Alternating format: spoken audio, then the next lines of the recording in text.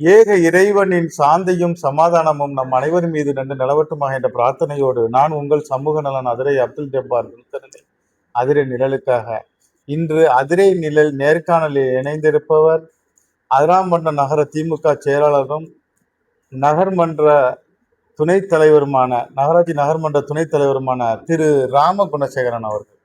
அண்ணா நல்லா இருக்கிறீங்களா? நல்லா இருக்கேன். அதிரை நிழலுக்கு வாழ்த்துக்கள். ஜபாருக்கு தொடர்ந்து பல்வேறு செய்தி வந்தாலும் அதிராமணம் தொடர்ந்து, அதாவது நல்லதா இருந்தாலும் கெட்டதா இருந்தாலும் விமர்சனம் பண்ணாலும் ஆதரிச்சாலும் எதா இருந்தாலும் சரியாக செய்கின்ற உங்களுடைய அந்த சேனலுக்கு என்னுடைய வாழ்த்துக்களை சொல்லிக்கிறேன். அது நிரந்தரமா நீங்க தான் அதிராமணத்தை அந்த பணியை தொடர்ந்து செய்யறீங்க. அதுக்காக என்னுடைய வாழ்த்துக்கள். ரொம்ப சந்தோஷம். நம்ம அதிராம்பட்டினம் நகராட்சியில திமுக ஆட்சி காலத்துல நீங்க நகர்மன்ற துணைத் தலைவராக பதவி ஏற்றுக்கிறீங்க. இப்போ நகராட்சிக்கு உள்ள ஃபண்டை அனைத்தையும் நம்ம பகிர்ந்து அளிக்கப்பட்டிருக்கா? ஆமா, 27 வார்டு இருக்கு. 27 வார்டுக்குள்ள ஒரு சில வார்டு வந்து இப்போ குறிப்பா பிஜேபி, அதிமுக அவங்க எல்லாம் கூட வந்திருக்காங்க. இருந்தாலும் கூட ஏறக்குறைய எல்லா வார்டையும் 75% குறைவு இல்லாம வேலை பார்த்துருக்கோம். அந்த எல்லா 27 வார்டுலையும் ஒரு சில வார்டு வந்து 100% வேலை முடிஞ்சிருச்சு. இன்னும் 1-2 வார்டுகள்ல வந்து அந்த பாக்கி இருக்கத்தை செய்வதற்கான திட்ட மதிப்பீடுகள்லாம் தயார் செஞ்சிட்டோம். இன்றைக்கு இருக்க நிலையில அதிராமணத்துல குடிநீர் பிரச்சனை கிடையாது. குடிநீர் பிரச்சனை சுத்தமா இல்ல. சாலை வசதி பிரச்சனை கிடையாது. கழிவு நீர் பிரச்சனை கிடையாது. வடிகால் பிரச்சனை கிடையாது. எங்கேயுமே தண்ணி நிக்கிற பிரச்சனை கிடையாது. லைட்டு எங்கேயுமே இது பிரச்சனை கிடையாது. எல்லாத்தையும் போட்டோம். அதிராமணம்னா ஒரு நிறைவடைந்த ஒரு நகராட்சியா கொண்டு வந்திருக்கோம். இருந்தாலும் வளர்கின்ற இந்த நகராட்சியில இன்னும் பணிகள் செய்ய வேண்டியிருக்கு. குறிப்பா வந்து மழைநீர் வடிகால் இன்னும் ஒரு சில இடங்கள்ல கட்ட வேண்டியிருக்கிறது. அதைக்கான திட்ட மதிப்பீடுலாம் தயார் பண்ணி செஞ்சிருக்கோம். அரசியல் மாற்றத்தின் காரணமாக இந்த அரசு வந்து இன்னும் நிதி நிலை பட்ஜெட் போட்டு அறிவிப்பு செய்யணும். அவங்க என்ன செய்ய போறாங்கன்னு தெரியாது. நாங்க கேட்டுக்கிட்டு இருக்கோம். அவங்க கொடுத்துட்டாங்கன்னா 100% நிறைவு செஞ்சிடும். என்னென்ன திட்டத்துக்கு அவங்க நிதி ஒதுக்கணும். நகராட்சிக்கு இதை ஒதுக்கணும். அது நம்ம நகராட்சிக்கு என்ன கொடுக்க போறாங்கன்னு. ஆனா நாம வந்து வடிகாலுக்கு 3.5 கோடி ரூபா, சாலைக்கு 4 கோடி ரூபா, இப்போ குறிப்பாக இதுக்கு நம்ம இந்த இப்போ ஒரு 40 ஆண்டு கால போராட்டத்துக்கு பிறகு இமாம் சாஹி வந்து மீட்டெடுத்திருக்கோம். 40 ஆண்டு கால போராட்டம். ஆமா, அதை வந்து செக்ரட்டரி தந்தையார் வானொலி பூங்கா அவங்க தான் அதை எடுத்தது. நகராட்சி குத்து வைக்க கொடுத்தது. ஆமா, குத்து வைக்க கொடுத்தது வந்து இவங்க எம்எம்எஸ் காலத்துல கொடுத்தது. அதை வந்து எம்எம்எஸ் காலத்துல அவர் கொடுத்தது. ஆமா, இப்ப அவங்க காலத்தையும் மீட்டுட்டோம். அவங்க மீட்டுட்டோம். அந்த இடத்த வந்து நான் இதை பூங்கா தான் அமைக்கணும். இப்ப அதுக்கு என்னன்னு கேட்டீங்கன்னா, கூடுதலா வந்து அரசு என்ன செய்யறாங்கன்னு கேட்டீங்கன்னா, அறிவுசார் மையம்னு எல்லா நகராட்சிக்கும் கட்டி கொடுத்துருக்காங்க. எல்லா தமிழ்நாடு உள்ள எல்லா நகராட்சிக்கும் கொடுத்துருக்காங்க. அது என்னன்னு கேட்டீங்கன்னா, படிக்கிற பையனுங்களுக்கு வந்து இன்ஜினியரிங்கு, காலேஜ், மேற்படிப்பு படிக்கிறவங்கெல்லாம் உலக லெவல்ல தேடுதல்னு சொல்றது. அதாவது அவங்களுக்கான படிப்புக்கான இதை தேடி அதுல இருந்து எடுத்துக்கொள்றது, எடுத்து தன்னுடைய அரசு அறிவுபூர்வமான சிந்தனைகளை தேடுவதற்கு அதுதான் அறிவுசார் மையம். அந்த அறிவுசார் மையங்கிறது 1,36,00,000 ரூபாய்க்கு சென்ற நகராட்சித்துறை அமைச்சர் KN நேரன் மாண்புமிகு நேரன் கொடுத்தாங்க நமக்கு. அது இல்லாம ஒரு 70 லட்சம் ரூபா அதுல வந்து பூங்கா அமைக்கிறதுக்கு கொடுத்தாங்க. அந்த கட்டடமும் பூங்காவும் சேர்ந்து கிட்டத்தட்ட 2 கோடி ரூபாய்க்கு. அது வந்து நம்ம அந்த குறிப்பிட்ட நேரத்தை எடுக்க முடியாததால அந்த ஃபண்டு திருப்பி போயிடுச்சு. இப்ப அதை மீண்டும் கேட்டிருக்கோம். மீண்டும் கேட்டிருக்கோம். அந்த அறிவுசார் மையமும் சிறுவர் பூங்காவும் அமைச்சு அதுல வந்து அசன் வானொலி பூங்கான்னு இருந்துச்சு. இப்ப முன்னாள் பேரூராட்சி மன்ற அசன் நினைவு தலைவர் அவர் பேரையே வச்சு அறிவுசார் மையம் அந்த சிறுவர் பூங்கா அவர் பேரே வைக்கலாம். அதை வந்து நமக்கு மாறுபட்ட கருத்து கிடையாது. அது யாரு ஒருத்தர் வந்து அது பெற்றுக் கொடுத்தாங்களோ அவங்க பேர் இருக்கிறது நமக்கு சந்தோஷம் தான். அதனால அதையே வைக்கிறதுக்கு என்னுடைய விருப்பம். அதுல கவுன்சிலும் ஒத்துப்பாங்க. அதுல ஒண்ணும் தாலுகா ஆபீஸ் வந்து நம்ம இங்க இருந்து போய் ப்ரொபோசல் கவர்மெண்ட் இருக்கு. அவங்க அறிவிச்சுட்டாங்கன்னா அந்த அதுக்கான இடமும் நம்ம ஓரளவு நாங்க கண்டறிந்து வச்சிருக்கோம் தாலுகா ஆபீஸ் கட்டுறதுக்கு. அதை வந்து நிச்சயமா அறிவிப்பு பண்ணதுக்கு பிறகு அந்த இடத்த மீட்டெடுத்து அதையும் செய்வோம்.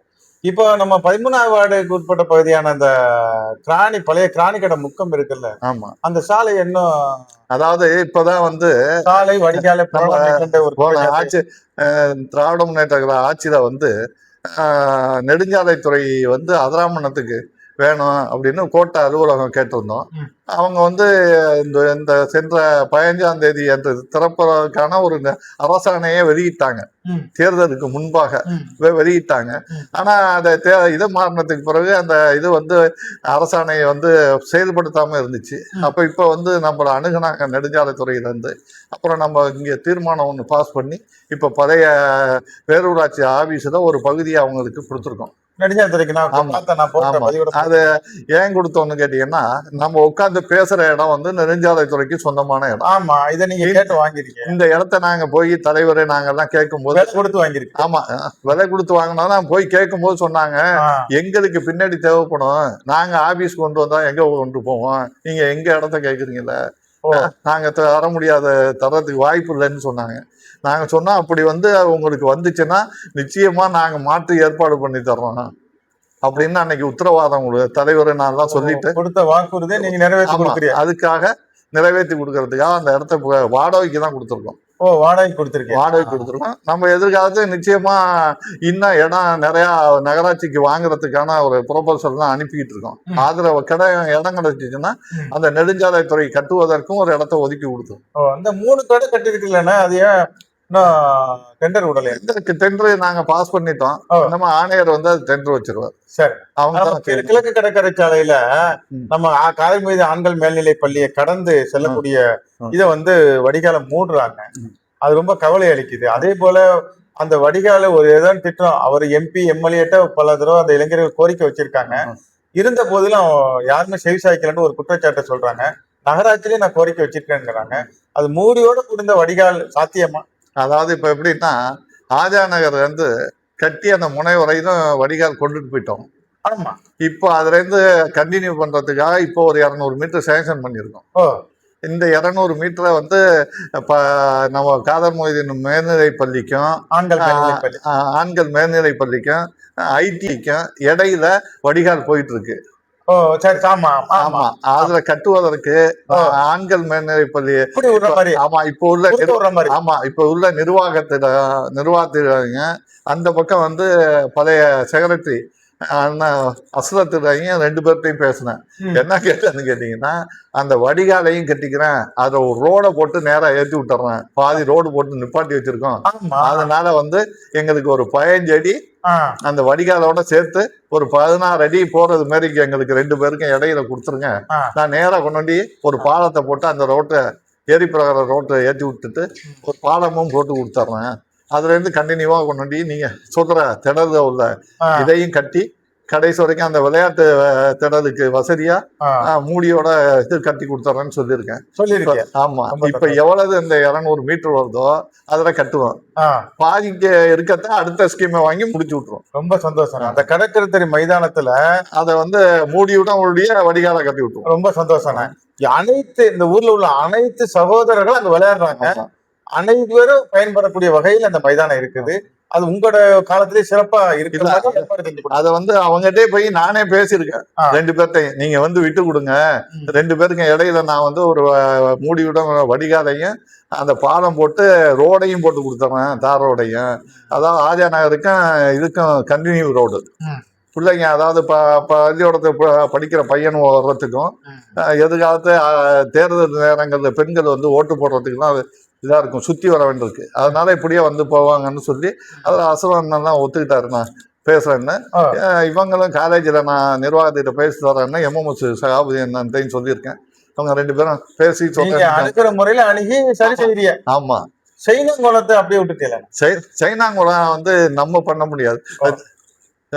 இல்ல, அவரு சொன்னாரு நகராட்சியில நான் பேசியிருக்கிறேன், 2 தந்திருக்கிறாரு, நகராட்சி குணசேகரன் நான் பேசியிருக்கிறேன், அவரு செஞ்சு தர்றேன், அப்புறம் நகராட்சியில கோரிக்கை வச்சிருக்கிறேன், நான் நிதி ஒதுக்கிட்டாங்க, இப்படியே சொல்லிட்டு. அதாவது ஒண்ணு இல்ல, அது 1,19,00,000 ரூபாய் பணம் வந்துச்சு. வந்ததை என்ன பண்ணா அந்த இவர் வந்து புதுக்கோட்டைக்காரர் எடுத்தவர் வேலை செய்யாம விட்டுட்டாரு. அதனால கேன்சல் பண்ணிட்டாங்க. நம்ம திருப்பி போய் அதை கேட்கும்போது அவங்க வந்து இந்த நிதியாண்டு தரேன்னு போன நிதியாண்டு தரேன்னு எடுத்துக்கிட்டாங்க.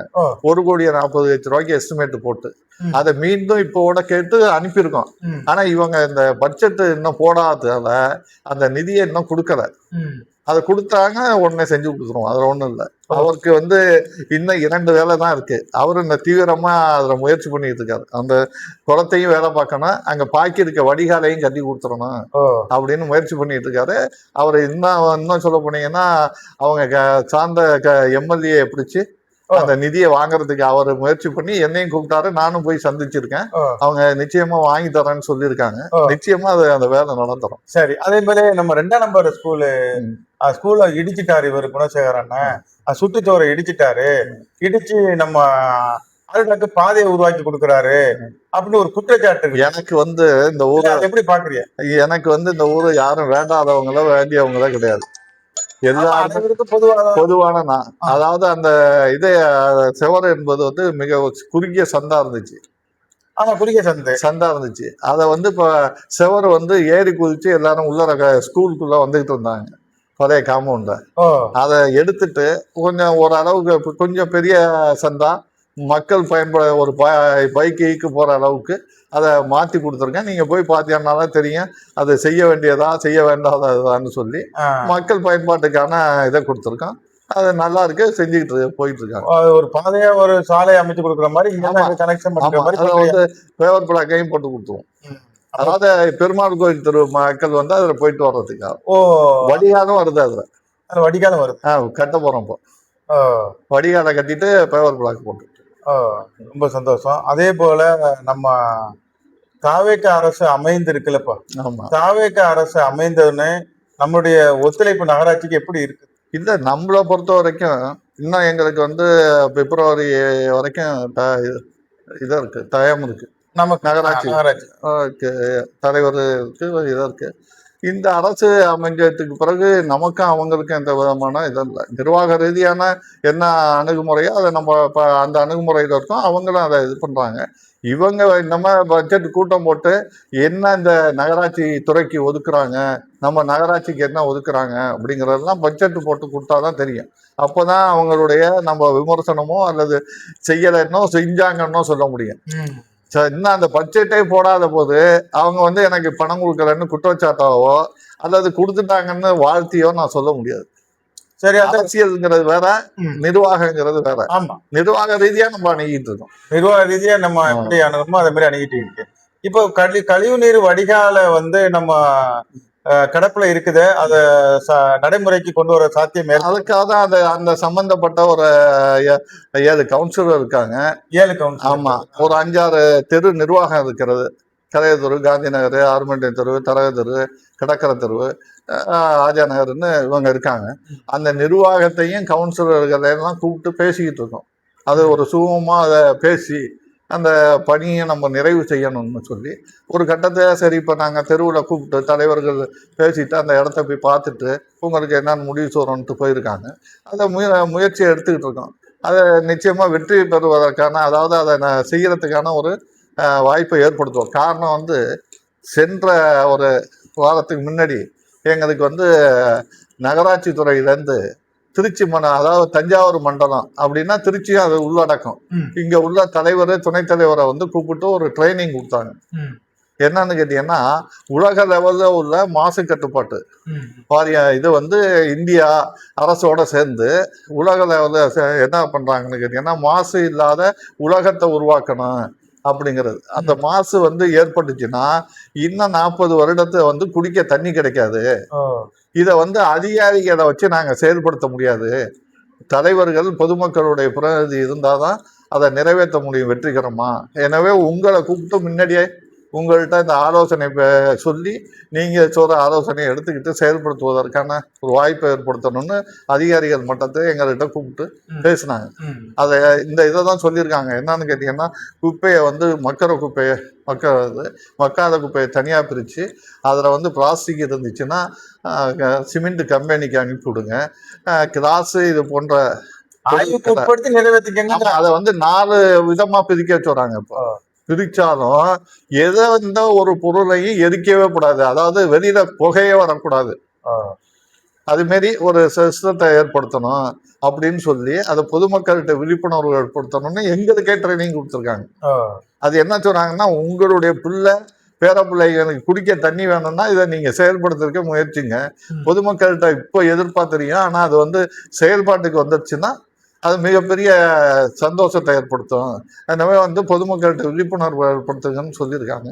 அதுக்கான ஒரு முயற்சியை நம்மளும் எடுத்துக்கிட்டு இருக்கோம். அதெல்லாம் பண்ணது இது இடம் பற்றாததால தான் இந்த குப்பை பிரச்சனையை எங்களால் முழுமையாக கையாள முடியலை. அது சுடுகாட்டு ஒரு பகுதியில் ஒரு ஏக்கரை நமக்கு ஒதுக்கி அதில் தான் பண்ண வேண்டியிருக்கு. பாக்கி இடத்த வந்து சுடுகாட்டு பயன்படுத்தக்கூடாதுன்னு சொல்லி அவங்க ஒரு சாராரு பிரச்சனை பண்ணிட்டு இருக்காங்க. அதை வச்சுக்கிட்டு தான் நாங்கள் உருட்டிகிட்டு இருக்கோம். இருந்தாலும் அதுக்கு மாற்றா இடம் வேணும்னு உப்பளத்துறைக்கு சொந்தமான இடங்களை ஒரு 10 ஏக்கர் கேட்டுக்கிட்டு இருக்கோம். இன்னைக்கு ஏறக்குறைய நம்ம இலாக்காவிலேருந்து அரசு மூலமாக மத்திய அரசுக்கு போகுது அந்த பேப்பரு. அவங்ககிட்டேருந்து ஒப்பீனியன் கிடைச்சிச்சுன்னா, அந்த இடம் கிடைச்சிச்சுன்னா அதையும் ஒரு வெற்றிகரமான திட்டமாக ஆக்கிடுவோம் எதிர்காலத்தை. அதையும் இந்த மாசு இல்லாத அதெல்லாம் பண்ணோம் அப்படிங்கிறத இப்போ நீங்கள் பார்த்துருப்பீங்க. பல்வேறு இடங்கள்ல ஏறக்குறைய இன்னைக்கு பல்வேறு நூற்றுக்கணக்கான இடங்கள்ல குப்பை மேடுகளாக இருந்ததெல்லாம் அப்புறப்படுத்தி அதெல்லாம் கவனிச்சுட்டு தான் இருக்கிறேன். அதெல்லாம் இல்ல. ஆமா, முன்ன வந்து இந்த மழை நீர் மழை போல தேங்கி நிக்கும், அது இல்ல. அதெல்லாம் எனக்கு ரொம்ப சந்தோஷமா இருக்கு. அதெல்லாம் மாத்திருக்கோம். அதெல்லாம் நீங்க நிறைய பகிர்ந்தளிச்சு நிறைய இது செஞ்சிருக்கிறீங்க. பொதுமக்களுக்கான அடிப்படை தேவைகளை நீங்க நிறைவேற்றி கொடுத்து, அதுல என்ன எனக்கு மாற்று கருத்துக்கு இடமில்லை. அதே சமயத்துல எந்த ஒரு விமர்சனத்தையும் நீங்க எப்படின்னா இப்படி ஈஸியா கடக்குறீங்க. அதாவது எனக்காக நான் எதையும் எடுத்துக்கல, கேட்கல, பண்ணல. நம்ம வந்து இந்த நகராட்சி ஆனதுக்கு பிறகு இந்த கட்டணம் கட்டுவதற்கு இடம் இல்லாம கவர்மெண்ட் அறிவிச்சிட்டாங்க. அப்போ வந்து இமாம் சாஹிபினுடைய நிர்வாகிகள்கிட்ட ஒருத்தரான சகாபுதீன்கிட்ட போய் வீட்டுல அனைத்து கவுன்சிலர் தலைவர் எல்லாரும் போய் இந்த இடத்த வந்து நீங்க வந்து எங்களுக்கு இனமா கொடுக்கறதா கொடுங்க, எங்க விட்டு இடமா விட இல்ல, இனமா கொடுக்கற மாதிரி கொடுங்க அப்படின்னு கேட்டோம். அவர் என்ன சொன்னாருன்னு கேட்டீங்கன்னா, எங்க குடும்பத்தை கேட்டுக்கிட்டு சொல்றேன்னு சொன்னாரு. குடும்பத்தை ஏன் கேட்கணும்? அதாவது அவங்க ஒரு சொல்றாங்க, அதெல்லாம் மேம்பாட்டுக்கிறாங்க கேட்க வேண்டியது இல்ல. நம்ம வந்து ஒரு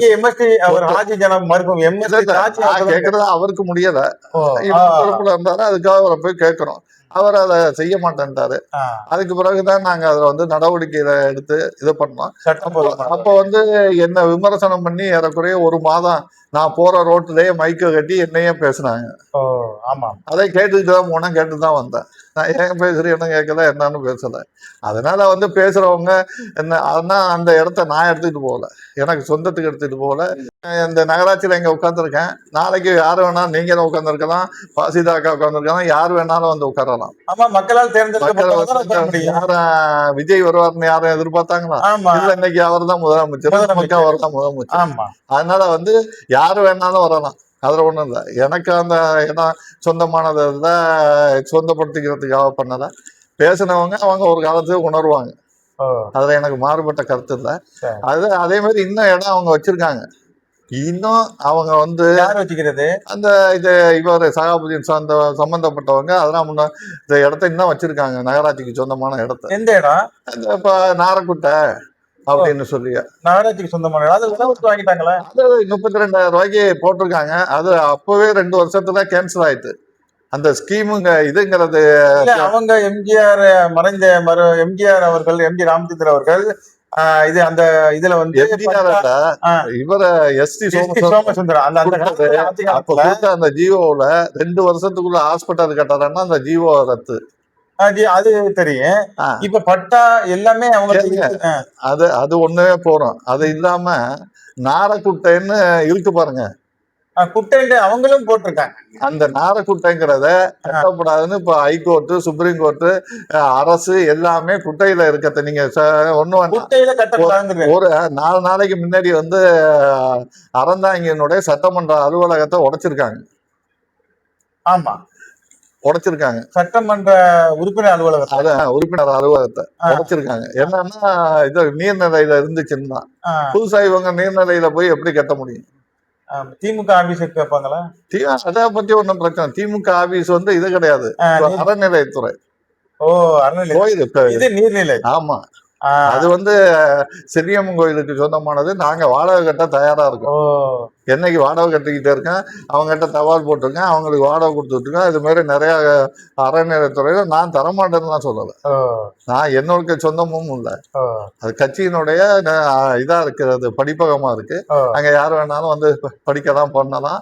அது வந்து வாடகை கட்டவும் நாங்க அறநிலையத்துறைக்கு தயாரா இருக்கோம். அவங்க வாடகை கொடுத்துட்டு இருக்கோம்.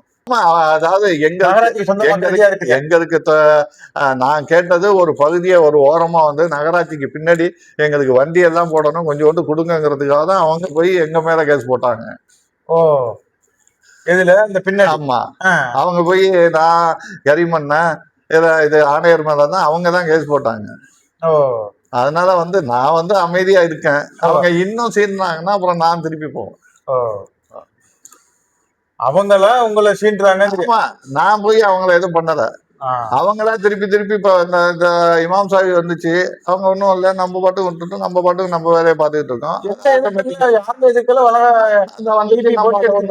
எடுத்தாச்சு, அது முடிஞ்சிச்சு. அது நம்ம வந்து அந்த கட்டடம் கட்டிட்டு அரசு கட்டும் போது பொதுமக்கள் பயன்பாட்டுக்கு வரும்போது யார் வேணாலும் இருந்துக்கலாம். அது மாதிரி வந்து ஒத்துழைப்பு கொடுத்தாங்கன்னா நம்மளும் ஒத்துழைப்பா போயிடலாம். ஆனா ஏதாவது இதை பண்ணாங்கன்னா நம்மளும் சொன்னேன். நான் வந்து காசி பணத்துக்கு தான் ஆசைப்பட்டவனும் இல்லை, அதுக்காக வந்து சுயமரியாதையும் விட்டுட்டு போக மாட்டேன்.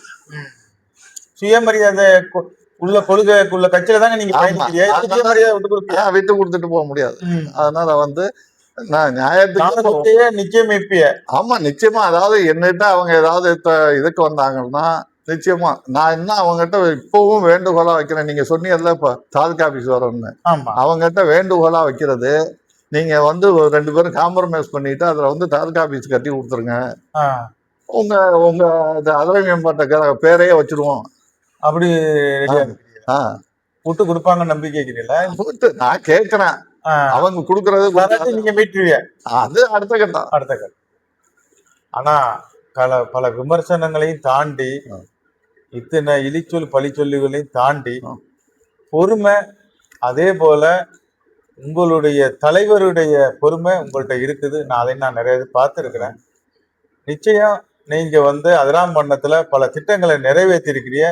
அதுல எனக்கு எந்தவித மாறுபட்ட கருத்தும் இல்லை. எந்த ஒரு மக்களை அணுகுனாலும் அவங்களுடைய இன்முகத்தோடு வரவேற்று என்ன கோரிக்கைன்னு கேட்டு பரிசீலிக்கிறேன். ரொம்ப சந்தோஷம். எங்களுடைய கேள்விகளுக்கு முகம் சுளிக்காமையும் அதே போல சிரித்த முகத்துடன் பதிலளித்தமைக்கு அதனால சார்பாகவும் சமூக சார்பாகவும் நன்றி தெரிவிக்கிறேன். எல்லா புகழும் இறைவனுக்கு. வேற இன்னும் பல்வேறு ஏற்றங்களை பெறணும், செய்தி மக்களுக்கு போய் கிடைக்கணும். அதையும் வந்து வலியோருக்கு வந்து இது மாதிரி இவங்க அடிபட்டு போயிட்டாங்க, இவங்க இந்த குடும்பம் மிக இது வறுமையில இருக்கு, இவங்க வந்து மருத்துவ உதவி இல்லாம இருக்காங்கன்னு நிறைய செய்திகள் போட்டு அவங்களுக்கு உதவி பண்ணீங்க. அது நிச்சயமா உங்களுக்கும் உங்க குடும்பத்துக்கும் ஒரு பெரிய பின்னணி நல்ல இதா இருக்கும்.